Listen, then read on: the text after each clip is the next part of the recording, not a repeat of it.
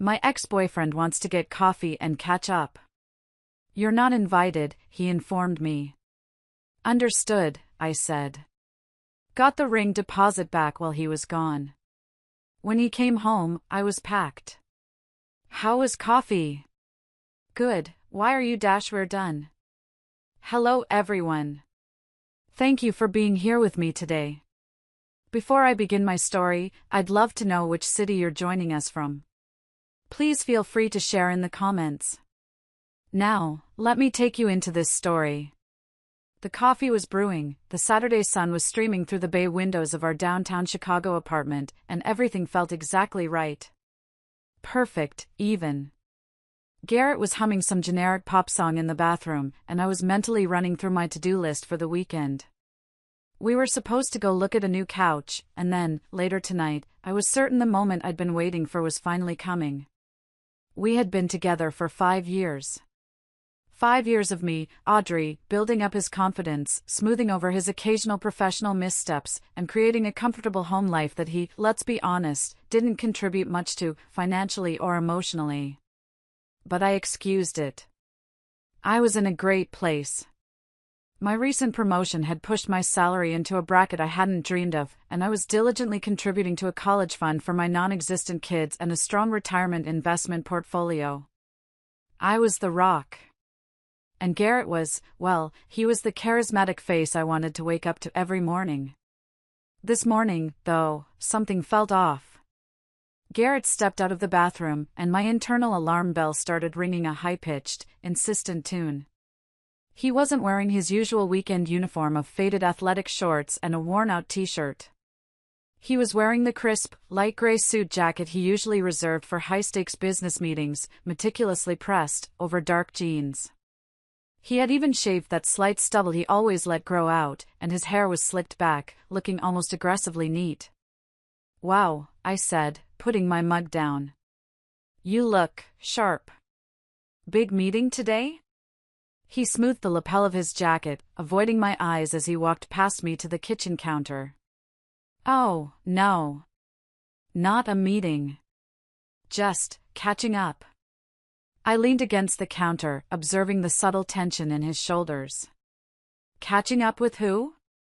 Dustin? Dustin was his oldest friend, and usually, their catch-up involved greasy burgers and too much beer, not a suit jacket. Garrett finally turned, a practiced, non-committal smile fixed on his face. No. Actually, I got a text from Justine. The name Justine hit me like a splash of cold water. Justine. His ex-girlfriend from college, the one he always casually mentioned was from money. The one who had dumped him unceremoniously when his venture capital startup failed 7 years ago. The one I'd always felt was a subtle ghost in our relationship. Justine? I kept my voice flat, factual. After all this time? That's random. He shrugged, pouring himself a mug of coffee with a little more flair than necessary. She's back in town for a few days, and she just wanted to grab a quick coffee, see how things have changed. Old times sake. He paused, taking a sip, and then looked right at me, a calculated hardness in his eyes. It's a business networking thing, really. She works at that huge firm now. Could be good contacts for me. I nodded slowly, my mind racing, pushing down the uncomfortable spike of jealousy. I immediately offered the olive branch, the one I always offered to smooth his fragile ego. That's great. I'd love to meet her. It's always good to put a face to the name. Maybe I can join for the last half hour, too. I'm always looking for new investment opportunities for my clients. Garrett's smile disappeared. The air in the kitchen went instantly frigid. I could hear the aggressive tick of the kitchen clock. It was the sound of something breaking. I watched him. I waited. I didn't realize it then, but in the 5 seconds of that silence, the entire foundation of my future was dissolving. I was holding a lifeline, offering a hand, and he was about to slice it off. I glanced over at the small, leather-bound folder tucked discreetly into a drawer I had left slightly ajar. Inside was the receipt for the large deposit I'd put down for the custom engagement ring. The jeweler had promised it would be ready by Friday. I knew Garrett had picked it up yesterday. I'd seen the subtle lump in his overnight bag. I pictured the moment tonight, the surprise, the tears, the future we were supposed to build, a future built on my hard work, my stability, and my unwavering belief in him. It was a beautiful picture, a comforting one, and I clung to it fiercely. He took a final, deep breath, the scent of expensive cologne filling the air. He was a different man today. A man who was about to deliver a verdict. Garrett set his coffee cup down with a sharp click that was unnecessarily loud. He folded his arms across his freshly pressed suit jacket, making sure I understood his complete inflexibility. The look he gave me wasn't one of a fiancé talking to his partner, it was a manager dismissing a subordinate. Audrey, no. I don't think you should come. My chest tightened, a familiar squeeze that had always been present whenever Garrett felt the need to flex his control. I tried to swallow the hurt, forcing a casual tone. Why not? I thought we were getting to the stage where we introduced each other to professional contacts. Especially ones with that kind of inheritance backing. He let out a short, dismissive laugh. It wasn't a laugh of amusement, it was the sound of a verbal lash. This isn't about professional contacts, honey. This is about history. And, frankly, Justine and I have a dynamic that would just be awkward with you there. I felt the sudden, hot wave of realization. This wasn't a business lunch. This wasn't even a casual coffee. It was exactly what he was doing, a power play, a deliberate move to push me into a box where I was just the quiet, supportive girlfriend, not an equal partner with a seven-figure salary who contributed the lion's share to our mutual accounts and was looking into securing marital assets with him. I stared him down, trying to find the man I was going to marry, but all I saw was a stranger, draped in cheap arrogance. So you're telling me, I clarified, still using that level, professional tone, that you are going to meet your wealthy ex-girlfriend, who publicly humiliated you years ago, and you are explicitly excluding me, your partner, your future wife, from this meeting. He sighed, shaking his head as if I were the one being difficult. This was classic Garrett. Always shift the narrative. You're being dramatic, Audrey. It's coffee. It's an hour. She wanted to catch up. That's it. And, to be perfectly clear, he leaned in, his voice dropping to a harsh whisper, emphasizing every single word like a strike. You're not invited, he informed me. It was the twist of the knife. It wasn't the words themselves, it was the sheer, icy finality of the statement. The realization that he didn't respect me, he didn't value my presence, and he was perfectly willing to minimize me for a fleeting moment of validation from an ex who had the financial resources he craved. In that single, sharp moment, all the beautiful images I had constructed, the white dress, the shared college fund, the future home, even the simple weight of the ring on my finger, shattered into a million pieces. They weren't just shattered, they were vaporized. I saw the truth, stark and ugly. If I stayed silent, if I swallowed this insult, it wouldn't be the end. This was just the beginning of the slow, painful death of my self-respect. He would continue to push, to test my boundaries, to exclude me until I was just a financially convenient ghost in his life.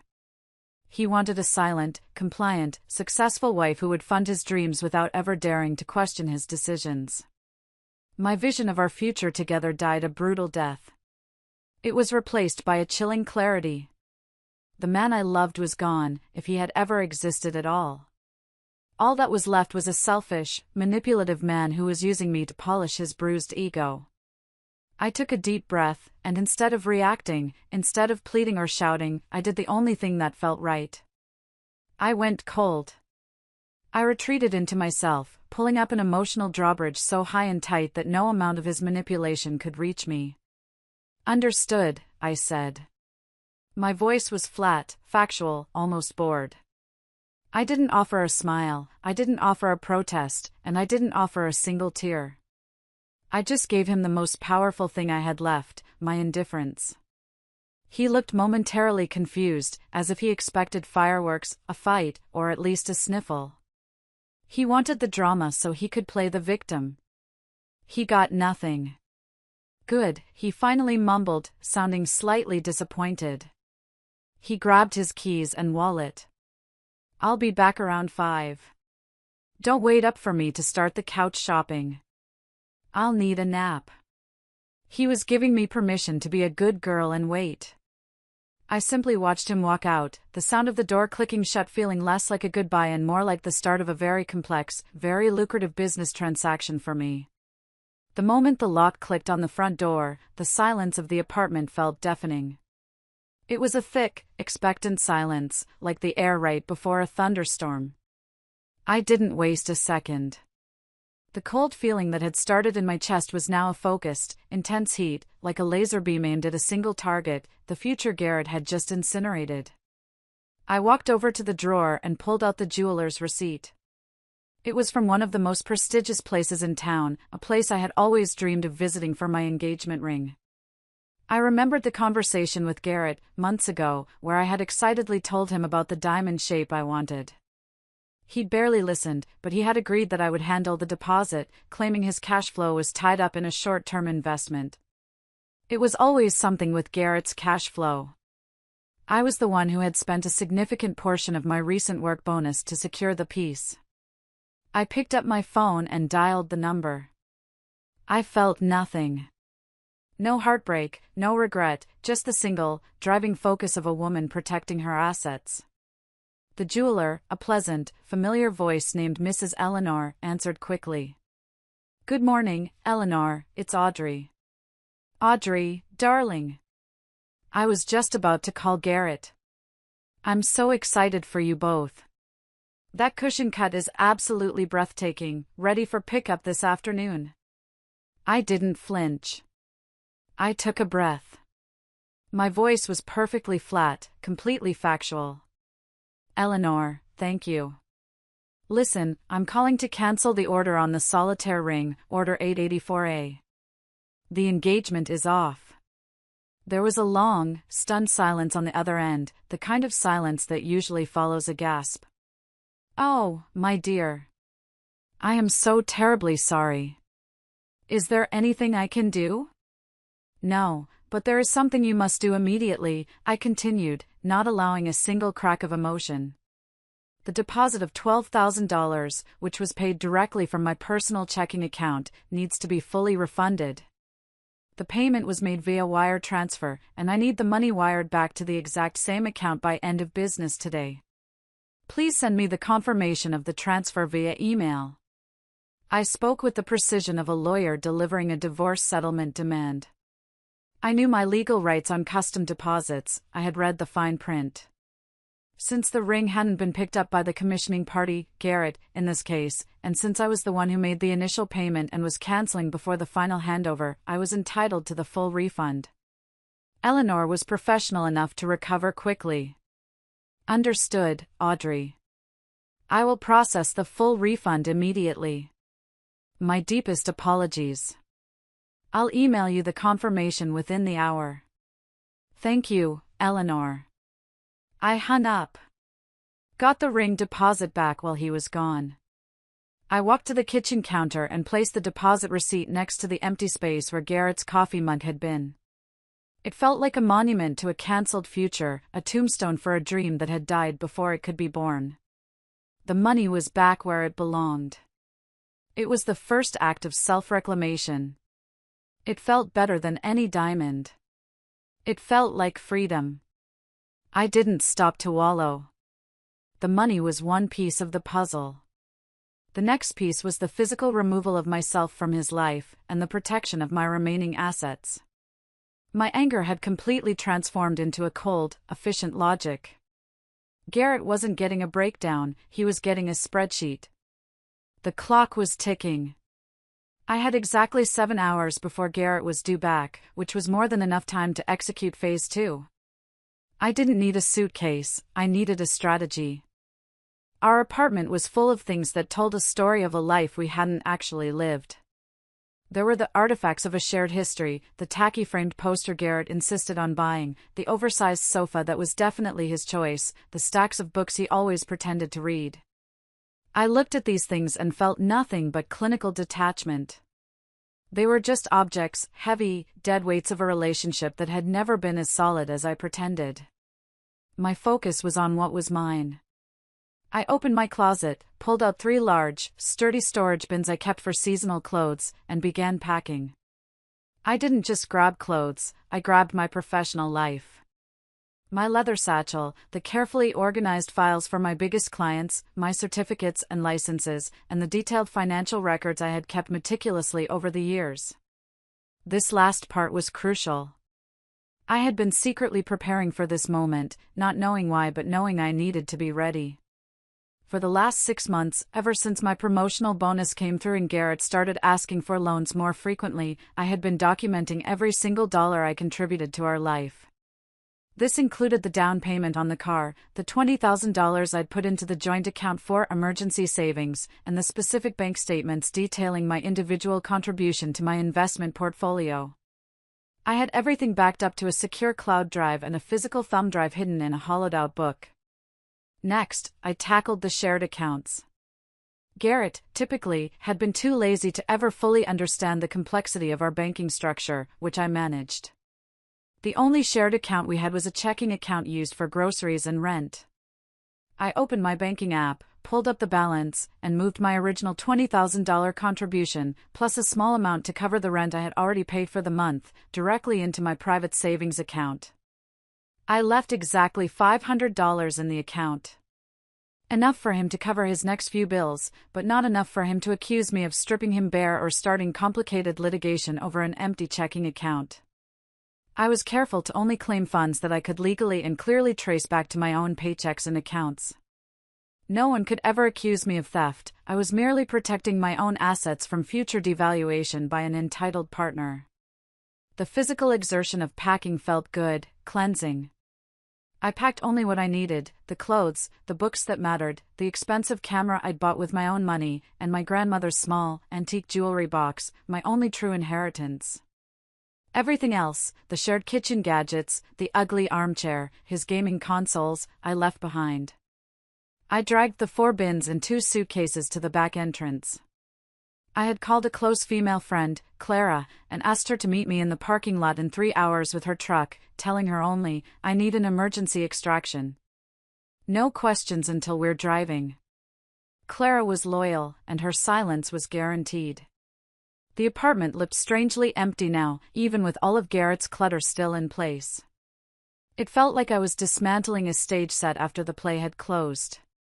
I wasn't just moving out, I was detaching myself from a financial and emotional parasite. The meticulous details of the extraction process made me feel powerful, a stark contrast to the small, shrinking woman I had felt like an hour ago. Clara arrived exactly on time, pulling her beat-up Ford Ranger into the back lot. She took one look at my face, the blank, focused expression that promised impending change, and didn't say a word. She simply helped me load the bins and suitcases. We worked in total silence, the only sounds being the scrape of plastic against the pavement and the heavy thump as the bins settled in the truck bed. "Where to?" Clara finally asked, her voice low, as we secured the last strap. "Just to a hotel tonight.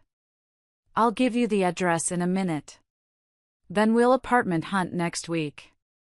"Done," she replied, giving my arm a squeeze. It was a small act of solidarity that felt immense.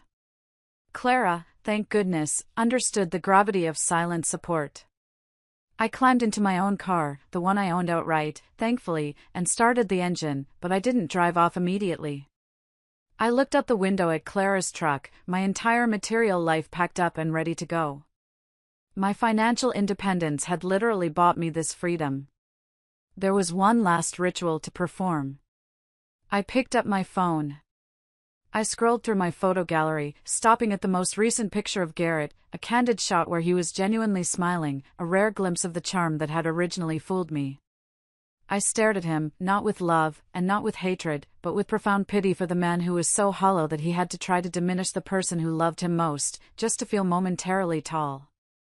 I didn't need to cry. The tears were done years ago, one small drop at a time, sacrificed to his demanding ego. I went to my settings. I pulled up Garrett's contact information and pressed block contact. A standard system prompt flashed on the screen. Are you sure you want to block this contact? My finger tapped the confirmation. I was sure. I tapped block contact. I did the same on every social media platform, Instagram, Facebook, even the professional networking site he used to humble brag. It wasn't an act of anger, it was an act of establishing boundaries and protecting my self-respect. I was removing his ability to weaponize my emotions and future. His tantrums, his apologies, his manipulations, they would all now hit a brick wall of silence. I was cutting the puppet strings, one channel at a time. I put the car in drive, signaled, and pulled out onto the quiet street behind Clara. As I drove away, I didn't look back at the apartment.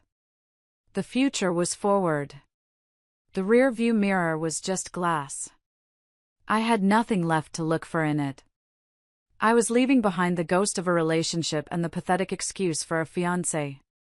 The feeling that washed over me was not sadness, but a fierce, powerful lightness. The lightness of a burden dropped. I was free. I had taken back my life, my assets, and my sanity, all while he was sipping coffee and chasing the fleeting validation of his wealthy ex-girlfriend. The battle wasn't over, but I had won the first, most important war, the war for my own soul. The sun had just dipped below the skyline, painting the apartment in harsh, judgmental shadows, when I heard the key turn in the lock. It was precisely 5:07 p.m. I hadn't gone far. I was parked just around the corner on a side street, nestled between a delivery van and a massive oak tree, where I had a clear view of our front door. My heart wasn't pounding with fear, it was pulsing with a steady, cold rhythm, the rhythm of preparation. Clara had already driven off 20 minutes earlier to the hotel with my bins and suitcases, leaving me alone for the final, necessary act, the confrontation and the exit. Garrett stumbled in, and I immediately registered the distinct difference between a man who was having coffee and a man who had downed several expensive bourbons, probably attempting to impress Justine with his supposed success and easygoing lifestyle. There was a slight unsteady sway in his step one, and his cologne, which was fresh this morning, was now battling the smell of cheap arrogance and alcohol. He didn't look like a successful man who had been networking, he looked like a pretentious boy who had been trying too hard and failing. He was holding a small, crumpled takeout bag, probably some pathetic attempt at an apology gift. He dropped his keys loudly on the console, the sound echoing in the now slightly hollow apartment. He was already talking before he saw me. "Honey, I'm back. Look, I'm sorry I was late." Justine just wouldn't let up. She had so many questions about the new investment strategies. You know how it is, the wealthy always want more access. He stopped short as he finally noticed the large, empty space in the hallway where my storage bins had been sitting earlier. Then, he saw the bare shelves in the coat closet and the distinct absence of my running shoes by the door. His eyes, momentarily unfocused from the alcohol, sharpened with confusion and then fear. They landed on the small, square envelope I'd left prominently on the kitchen counter, the printed refund confirmation from the jeweler. He didn't know what it was yet, but he knew it looked important, and it looked like it belonged to me. "What's all this?" he slurred slightly, gesturing vaguely towards the missing items too. "Where are your weekend bags? Did you go to your mother's? I thought we were going couch shopping." I turned from the window where I'd been waiting, standing straight and calm. My position in the dim light gave me an advantage. I didn't raise my voice, I simply spoke the words I'd rehearsed in my head, the words that would cut through his intoxication and his ego. I wanted him to answer the question, to own the arrogance of his morning. "Before we get into that," I began, my voice perfectly level. "How was coffee? Did you two catch up nicely?" Garrett blinked, momentarily thrown off by my calmness. He smiled, a thin, triumphant, self-satisfied smirk. He was still riding the wave of his perceived success with Justine. "Good, why are you?" I cut him off, delivering the final, surgical line. I didn't shout it, I said it like a verdict handed down by a bored judge. "We're done." 3. The change in him was instantaneous and staggering. The liquor-induced swagger vanished, replaced by an expression of shock and utter confusion. He actually looked around the room, as if trying to locate the hidden cameras or the punchline. His face was a masterpiece of disbelief. "What? What are you talking about, Audrey?" he stammered, his voice rising in panic.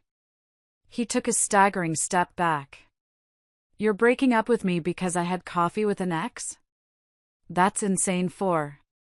He was already moving into the denial and deflection stage, trying to make my perfectly logical response seem hysterical. He wanted to claim victimhood before he even understood the gravity of the situation. "No," I replied, taking a step closer to the door, maintaining my escape route. I wanted him to understand the why, but only for my own peace of mind, not his. "You were dismissive. There's a difference." 5. He laughed, a harsh, brittle sound of pure disbelief. "Dismissive? It was coffee, Audrey. I needed to network. She works at a big firm. You're overreacting. You always do this, you make a drama out of everything. You think every interaction I have is some kind of grand conspiracy against you, but it's just my life." He started moving toward me, trying to grab my arm, but I subtly shifted my weight and kept my distance, denying him any physical control. "I'm not overreacting, Garrett," I said, looking right into his panicked, unfocused eyes. "I simply accepted the message you were sending me today. You explicitly told me I wasn't invited into a part of your life. I realized that if I couldn't be invited to a simple coffee, I certainly wouldn't be invited into the life you really want, the one built on your ego and whatever inheritance Justine has access to. I stopped waiting for the life you promised me and decided to take the life I was building for myself." He saw the envelope then and snatched it up, the movement clumsy and erratic. He tore it open, his eyes briefly registering the header, "Jeweler Refund Confirmation." $12,000. The deposit I had paid for the custom engagement ring, returned. His face went instantly ashen. He looked from the receipt to the empty side of the closet, then back to the receipt, realizing that not only was I leaving, but I had cancelled the very symbol of his supposed commitment. The physical evidence of my preparation was undeniable. The panic in his voice turned to a furious, wounded roar. "You did this while I was gone? You cancelled the ring? You think you can just empty out the place and leave? You think you can treat me like this? I was going to propose tonight." He desperately wanted a fight. He wanted me to scream and cry so he could comfort me and then manipulate me into staying. But I was denying him the narrative he wanted. I had no tears. I had only my peace and the truth. I didn't empty the place, Garrett. I took what was mine. And yes, I can treat you like this. Because you taught me how little I was valued. That lesson is expensive for you, but it's free for me. You taught me that my stability and my salary were only valuable when they were funding your illusions. The control was completely slipping away from Garrett, and when the control slips, the narcissist lashes out. He moved from pleading to outright verbal assault, his face contorted with drunken rage and wounded vanity. "Expensive? What are you talking about? You're pathetic," he shrieked, waving his arms dramatically, taking off his expensive suit jacket and throwing it onto the floor. "You're going to throw away 5 years because I had a cup of coffee? You'll never find anyone who puts up with you like I did. You're too cold, Audrey. Too calculating. You're breaking up with me over an ex-girlfriend. You'll never find anyone who puts up with you like I did." The words were meant to sting, to hit my deepest insecurities, but they bounced right off my fortified resolve. His insults weren't true, they were just the desperate noise of a man losing his source of comfort and funding. He was the one putting up with me? I had funded his lifestyle for 2 years, paid for the bulk of our rent, and helped him secure his first real salary raise at work by rewriting his entire resume. "You didn't put up with me, Garrett," I corrected calmly, adjusting the strap of my small handbag, all I had left in the room. "You used me.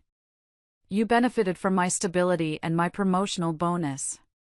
And you thought you could test my worth by running back to the woman who used to ignore you. You thought I would be a good little girl and wait for you to come home and propose, despite the public insult this morning. I looked at him, feeling the true, quiet strength of my exit. I don't need to put up with anyone. I need an equal partner. And you, clearly, are not capable of being one. You only value what other people validate. I moved toward the front door, my hand on the cold metal handle. You're making the biggest mistake of your life, he shouted after me, taking a frantic step forward. I was going to propose tonight. I swear. I was going to use the ring and everything. Don't walk out on me. What about our life? I paused in the doorway, giving him the last piece of truth, the final boundary. My voice was firm and carried the full weight of my resolved divorce from him. The future you're talking about ended the moment you told me I wasn't invited into my own. Goodbye, Garrett. I stepped out and gently, deliberately, closed the door behind me. I heard his roar of frustration on the other side, followed by the sound of something smashing against the wall, probably the coffee mug. I didn't flinch. I walked quickly down the steps, past the building manager's apartment, and out to my car. I pulled out, seeing Garrett's suit jacket figure standing rigidly on the sidewalk, his hands clenched into fists, staring blankly after me. He looked utterly defeated and utterly alone. I didn't slow down. The rush of adrenaline, which had kept me stable through the confrontation, began to fade, replaced by a deep, satisfying peace. I had asserted my worth and walked away entirely intact. I was no longer the girl hoping for a proposal, I was the woman who had already sealed her financial independence. If you're still listening and cheering me on, please help me out by liking this video and leaving the number 1 in the comments below, so I know that you're amazing, and I understand that you're with me throughout this journey. Your support is a huge encouragement, and it truly cheers me on. Please comment the number 1 so I can recognize you, and now, listen to me tell the rest of my story. I drove straight to the hotel, the anonymous address Clara had secured. It was a boutique place downtown, totally clean and impersonal, far away from any neighborhood Garrett would frequent. It was exactly what I needed. I spent the first 2 days focused intensely on finding a new apartment. I treated it like a job, scouring listings, making appointments, and focusing on areas that were both safe and accessible to my new, more successful life. I was particularly looking for a place with excellent security and a clear lease agreement that protected me from any future claims. This project, this absolute focus on logistics, kept the raw, residual emotions at bay. But Garrett, predictably, did not go quietly into that good night.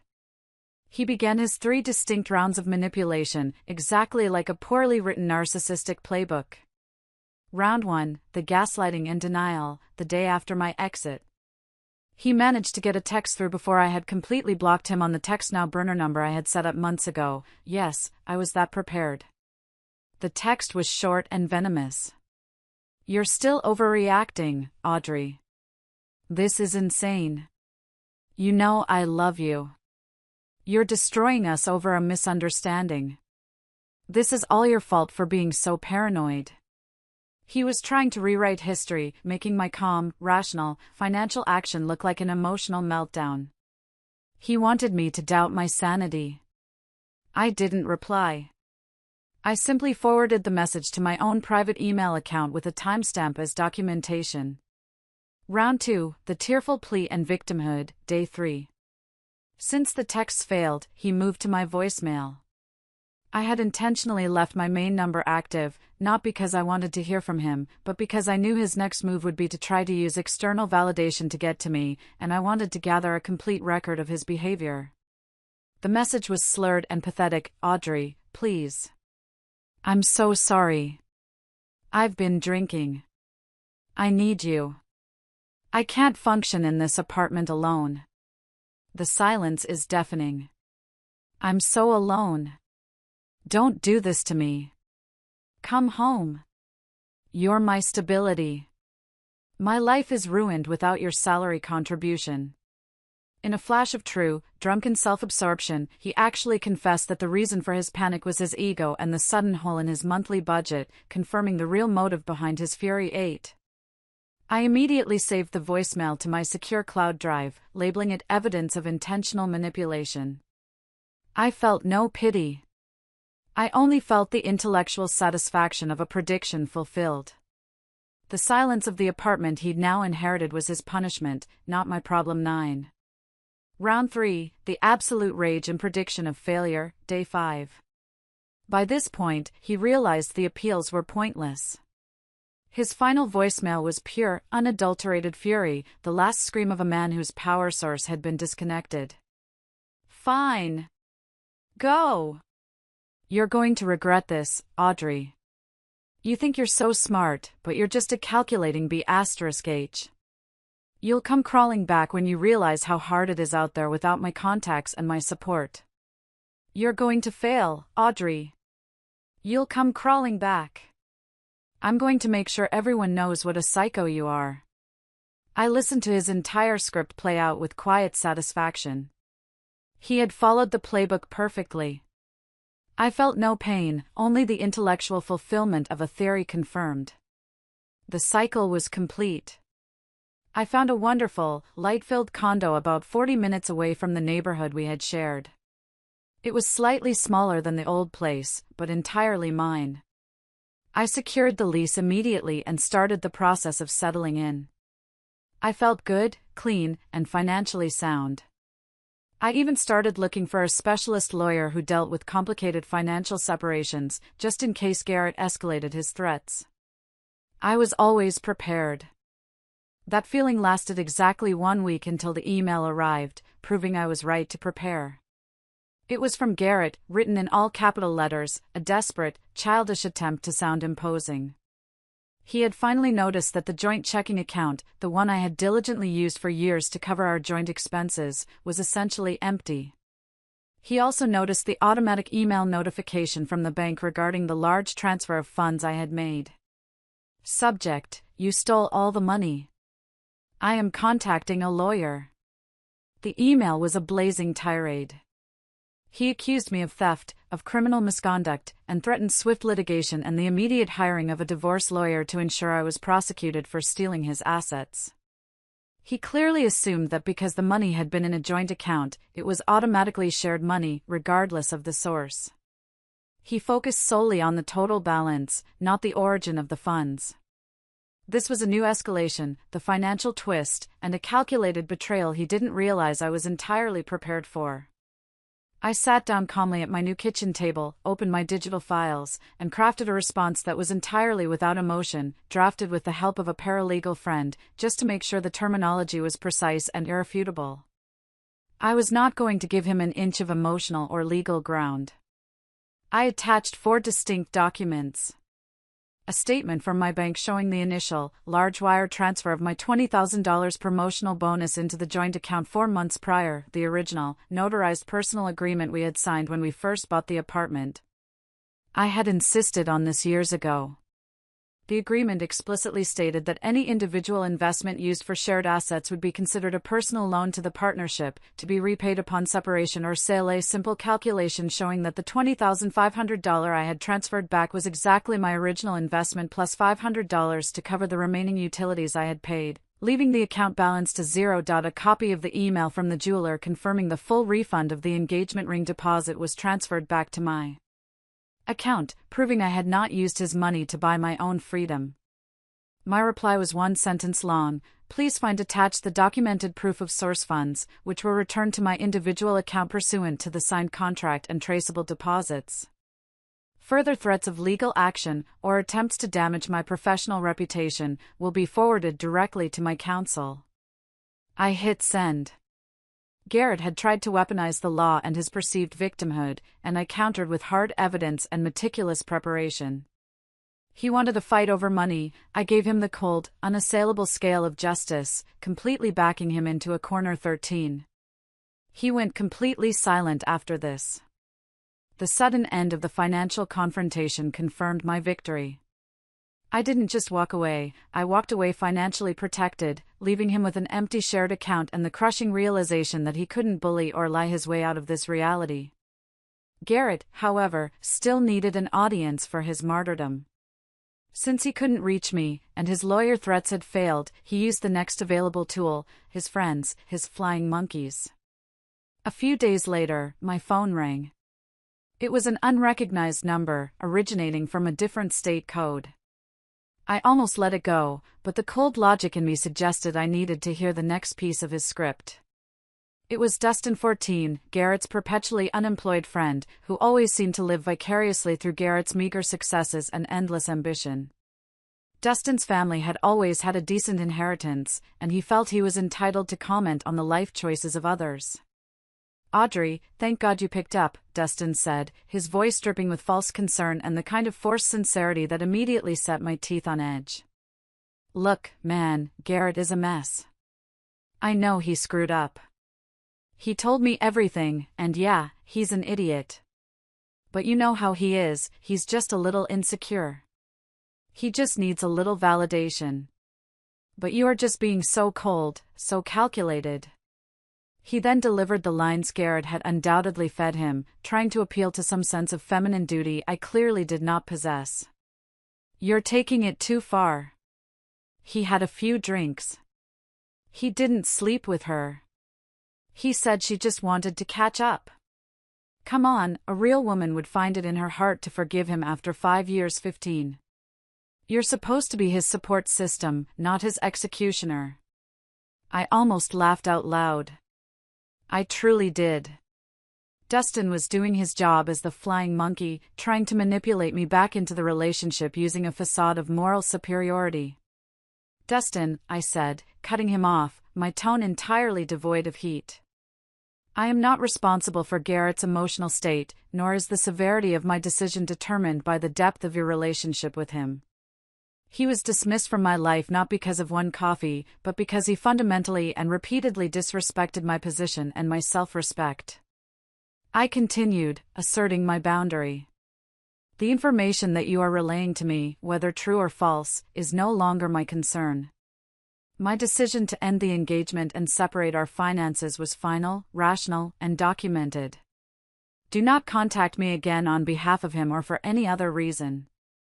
I hung up and blocked the number. The very next day, I saw the predictable social media fallout. Garrett, unable to contact me and now enraged by Dustin's failure to retrieve me, used his public profile to air his grievances. He posted cryptic, melancholy statuses about greedy women and distorted stories, and even a mournful black and white picture of himself with the caption, "Learning who my real friends are." It was a pathetic attempt to rewrite the story to his followers, painting me as the heartless, materialistic woman who had abandoned him right when he was about to make a huge professional leap. He tried to portray the loss of the ring deposit and the joint savings as evidence of my greed. But the attempts were fruitless. I saw a few comments from mutual friends asking vague questions, but without my participation, the story couldn't gain traction. It was simply the desperate noise of a man trying to claw back control and public sympathy. I had asserted my worth, and his online tantrum was utterly powerless against the wall of silence and competence I had built around myself. I had already won the war of information and the war of finance. The social war was just his final, pathetic performance. The quiet of my new life was precisely what I had wanted. I had spent 2 weeks meticulously ignoring Garrett's pathetic social media updates and the occasional mysterious phone calls from numbers that were clearly burner lines or people I hadn't talked to in years. The silence was my victory, a white flag he was desperately trying to tear down. I was now operating on the principle that if Garrett had no audience, he had no power. The days were filled with the peaceful, productive hum of a woman building her own empire, undisturbed by the constant, needy vibrations of his ego. Then, at 9:15 a.m. on a rainy Tuesday morning, the final email arrived. It wasn't full of rage or legal threats, it was quiet, reflective, and utterly defeated. The desperation was gone, replaced by a hollow exhaustion that even I, his victim, could recognize as genuine. It felt like the final, shaky signature on our divorce papers, even though we had never officially married. The subject line was simply, "I went to the jeweler." I opened it, not out of curiosity, but because I knew this was the end of his script. This was the moment of admission. I felt a surge of cold, focused attention, similar to the feeling I got when closing a major investment deal. This was the final, non-legal documentation in the separation process. The email itself was long, poorly punctuated, and sounded like a broken, miserable man. He wasn't addressing me, he was confessing to a wall, trying to make sense of a reality he couldn't control. Audrey.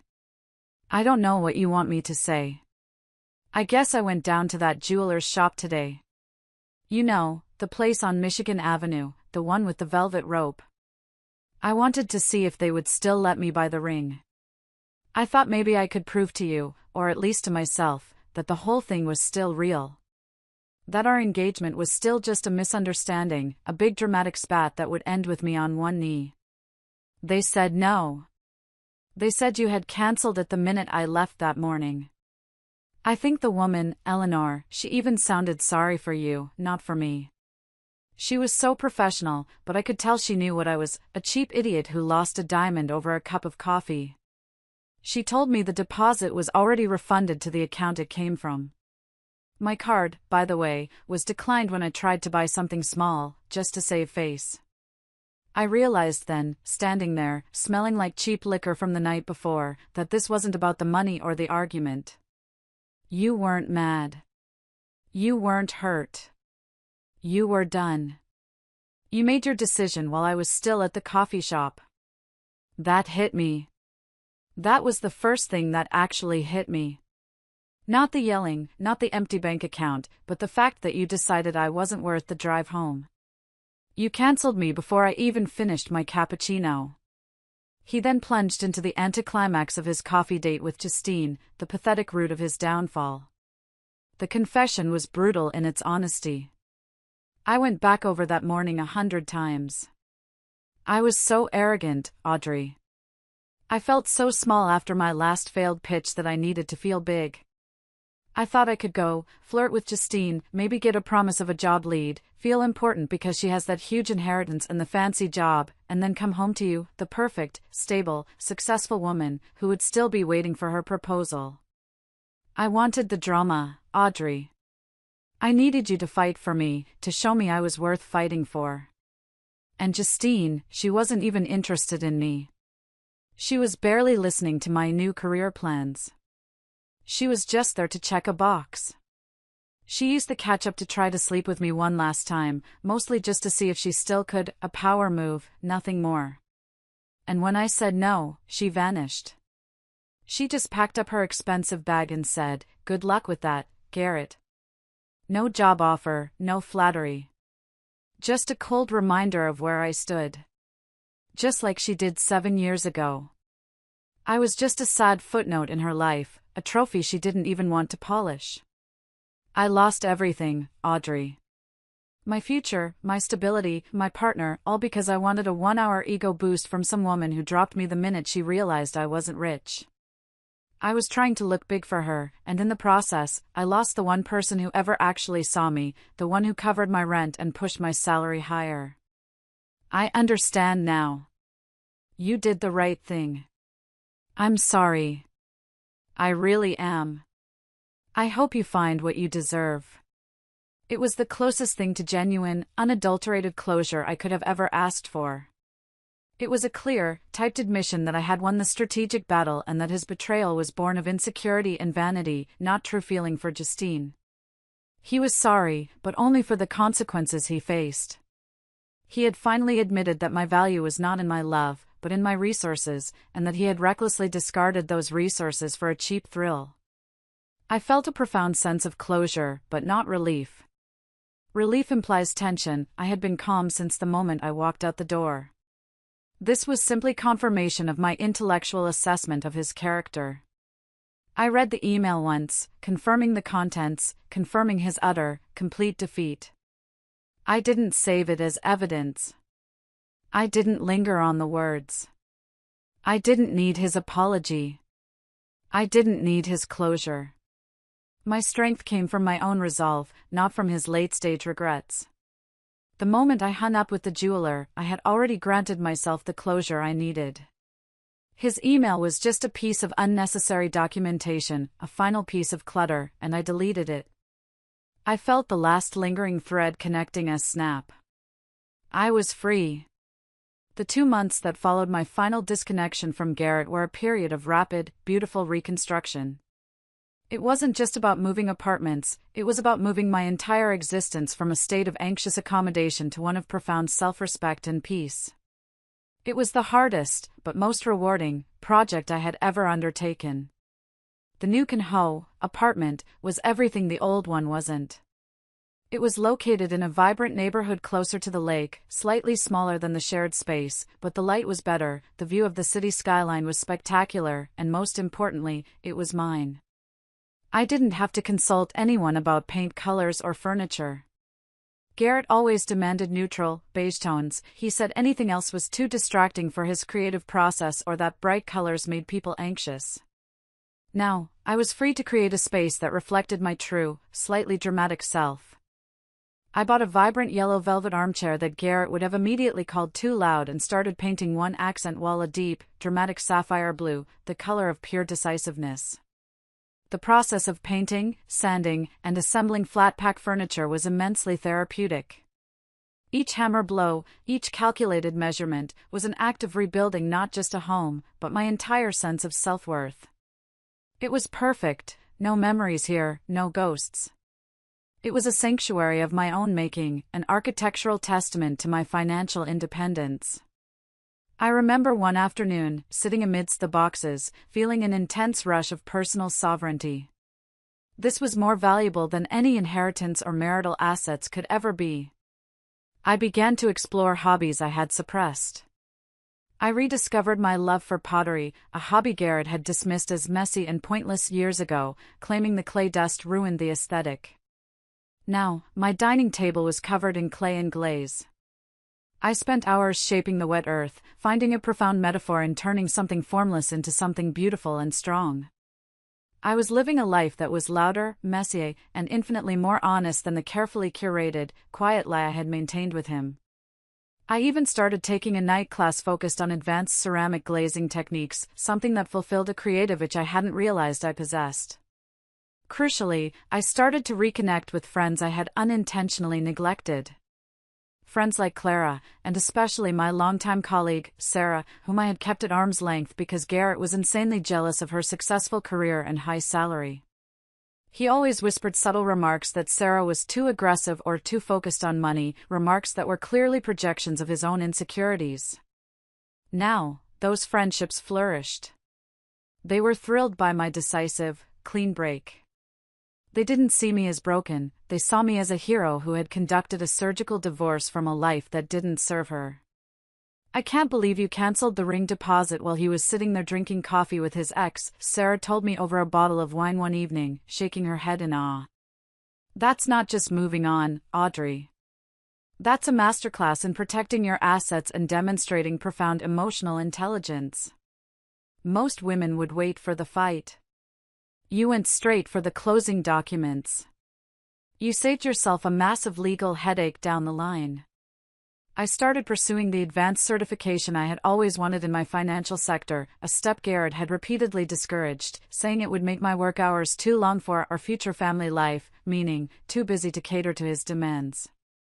The professional achievement was exhilarating. My investment portfolio was growing, my salary was about to see another substantial bump, and the sense of control over my own destiny was intoxicating. I was even mentoring a younger woman at the firm, helping her manage her own college fund and professional path, finding immense satisfaction in guiding someone toward financial independence. I realized that for years, I had molded myself into the quiet, supportive partner Garrett needed, shrinking my ambitions and my personality to fit his fragile ego. Now, I was living for myself. My new life was safe, stable, and incredibly fulfilling, a million times better than anything I had left behind. I had gone from living a life for two people to living a life solely for myself. The final, public confrontation happened when I was least expecting it, and yet, I was entirely ready. It was the ultimate test of my unshakable contentment.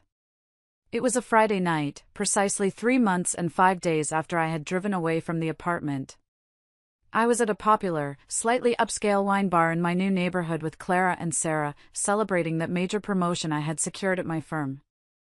I felt great, confident, well-dressed in a sharp red dress, and utterly peaceful. I had just finished telling them about my decision to finally establish a proper trust fund for my future, an act of financial planning Garrett had always scoffed at. We were laughing about some ridiculous office anecdote when the atmosphere in the room suddenly shifted. I looked up and saw them, Garrett and Dustin. They were standing near the bar entrance, looking utterly out of place. This wasn't their usual dive bar. This place required a certain degree of refinement, and they clearly didn't possess it anymore. Garrett, in particular, was a shadow of the man I had left. The crisp, light gray suit jacket was gone, replaced by a shirt that looked too tight, unpressed, and possibly stained. His demeanor was nervous, not arrogant.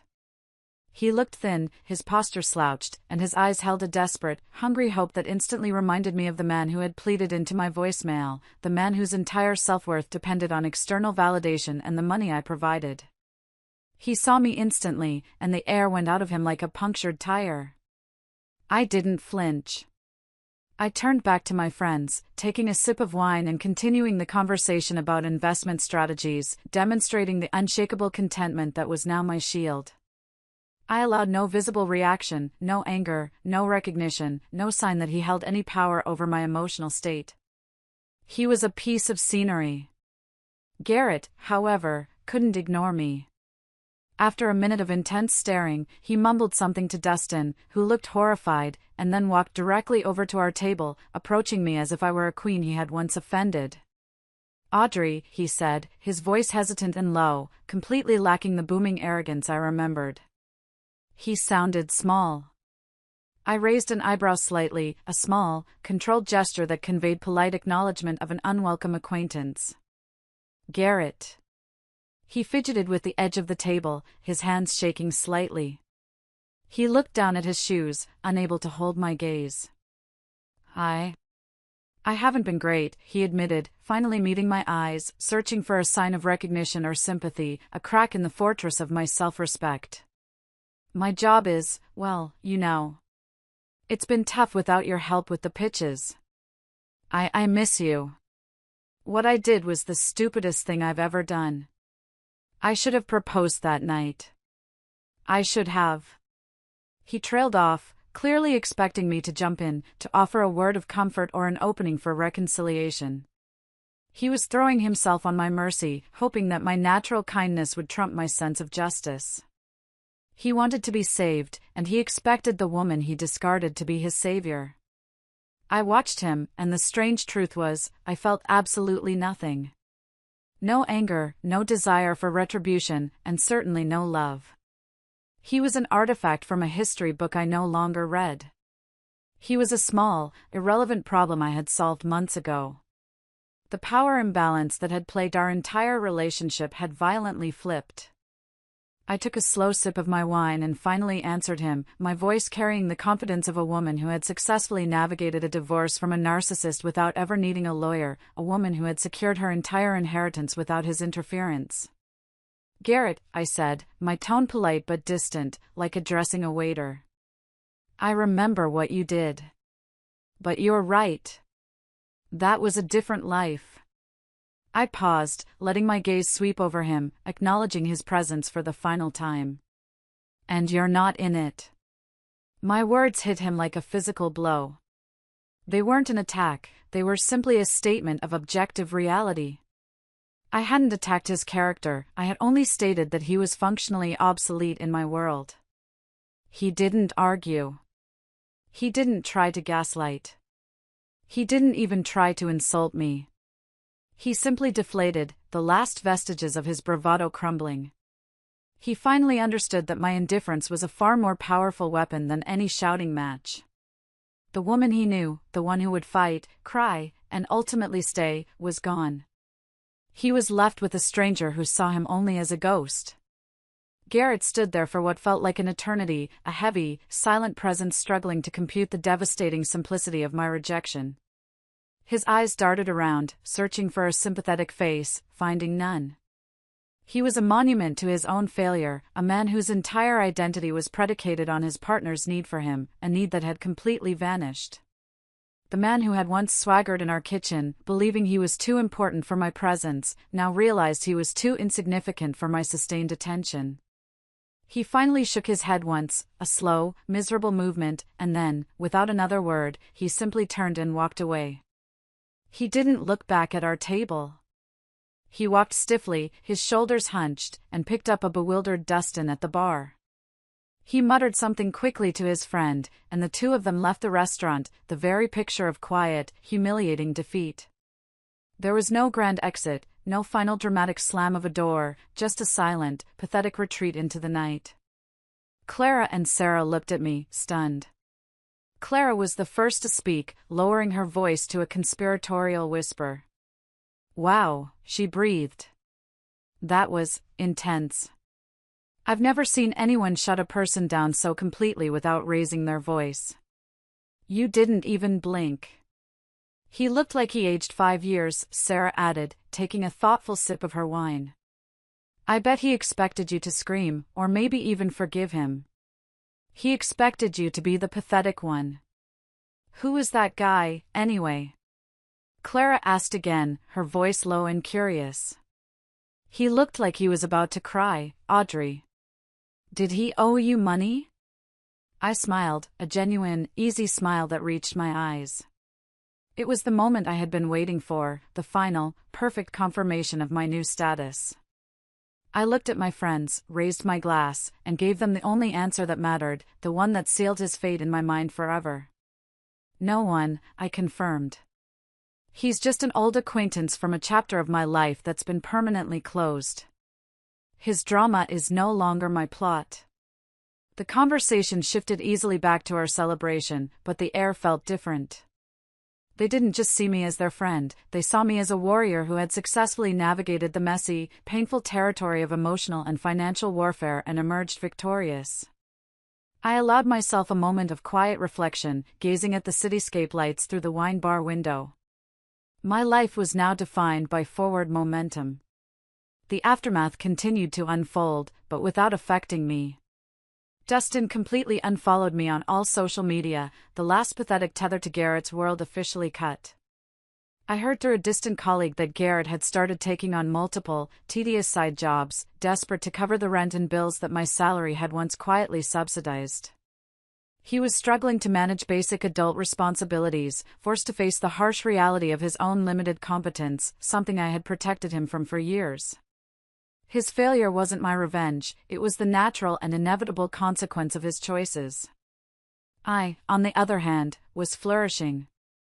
My new apartment was fully settled, adorned with my ugly but beloved pottery. My investment portfolio was performing strongly, and I had started using my higher salary to invest in further education, not in an entitled fiancé. I was free to focus on my career trajectory, my own dreams, and my well-being. My life now, with my financial security, my new apartment, and my loyal friends, was better than anything I had left behind. I was no longer the invisible woman, the one whose stability was taken for granted. I was Audrey, the woman who took back her own story. The fight wasn't worth the pain, but the freedom was worth every single calculated step I took that day. I left a narcissist on the sidewalk with nothing but the truth and a cancelled ring receipt. I hope that my story helps some of you out there who might be feeling small or dismissed in your own relationships. Remember, your self-respect is your most valuable asset. Protect it, defend it, and never, ever let someone else tell you that you are not invited into your own future. You deserve a life that is completely, unapologetically yours. If my story resonated with you, and if you found yourself cheering me on, please help me out one last time. Hit that like button, share this video with a friend who needs a little push toward their own freedom, and let me know in the comments your favorite part of Garrett's spectacular, well-deserved downfall. Thank you so much for listening. I love you all. As the story closes, it leaves us with a profound reminder of the strength that lies in knowing your worth and standing firm in your values. Audrey's journey is not just about walking away from a toxic relationship, it's about reclaiming her identity, prioritizing her self-respect, and understanding that true love and partnership cannot thrive in the shadow of manipulation or inequality. Her courage to choose herself over someone who diminished her value is a testament to the power of self-awareness and resilience. This story teaches us that sometimes, the bravest decision is the one that leads to freedom, even if it means letting go of the familiar. It reminds us that we are not defined by someone else's validation, but by the choices we make to protect our peace and pursue a life that aligns with our true potential. Audrey's quiet strength and unwavering resolve inspire us to embrace change, even when it feels daunting, and to trust that the future holds brighter possibilities when we let go of what no longer serves us. Now, it's your turn. What does this story mean to you? Have you ever had to make a tough decision to prioritize your own happiness? Share your thoughts below, or simply comment good if this reflection resonated with you. Your voice matters, and together, we can inspire each other to live boldly and authentically.